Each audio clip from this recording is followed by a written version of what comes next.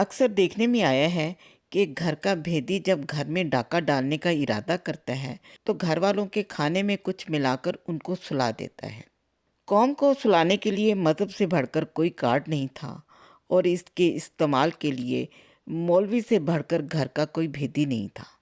ज़रा सोचें, ये जो अवाम के वोटों से इक़्तिदार संभालते हैं वो मज़हब कार्ड खेलकर मदीना की रियासत बनाने के ख्वाब क्यों दिखाते हैं? और असेंबली मेंबरान असेंबलियों में तरह तरह के ख़त्म नबूवत के बिल क्यों पास करते हैं या करते रहे हैं?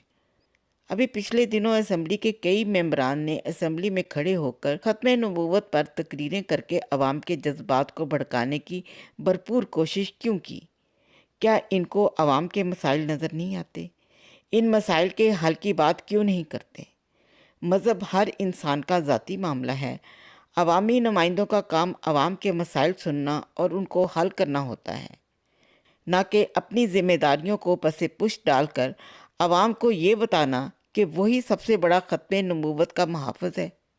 एक बात जान लें कि जब भी सियासत में मज़हब की मुदाखलत होगी तो लाज़मन इसके पीछे घिनौने मकासद होंगे, और वो यही घिनौने मकासद थे जिसके लिए मौलवी हुक्मरानों के हाथों में बिका और आज मुल्क तबाही के किनारे पर खड़ा है। आवाम भूखी मर रही है। 17 टेक्सटाइल मिल समेत 100 से ज़ायद इंडस्ट्री बंद हो चुकी है। लाखों मेहनतकश बेरोज़गार हो चुके। अलबत्ता जगह जगह ख़त्म नबूवत के चौकों में ज़रूर इजाफा नज़र आने लगा है।